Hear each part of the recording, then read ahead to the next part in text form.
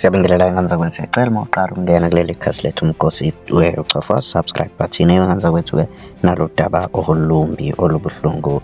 Ama-security akwaRusa asesize owesifazane odlwengulwe uma esho lo wesifazane ubesebenza esikoleni. Uthi-ke uphume emsebenzini ethi uyodiphozitha imali ebhenki, ube esezwa umsindo sengathi ithayi liqhumile emotweni uma ehamba, wasemisa imoto efuna uku-check-a isondo ukuthi le-right yini. Kuthe kusenjalo kwaqhamuka umuntu ohamba ngezinyawo, wamkhomba ngesibhamu wamfaka emotweni. Izindaba-ke lezi ngane zakwethu ezingemnandi, iy'ndaba ezibuhlungu. Wathi akadrayive imoto, bathe mabefika endaweni ebuqamama wase-ke emdlwengula, ube esethatha nemali wase ethi abaye kaMashu KwaZulu Natali eThekwini. Wayese ehla kwaMashu wangena kwipholo bahamba.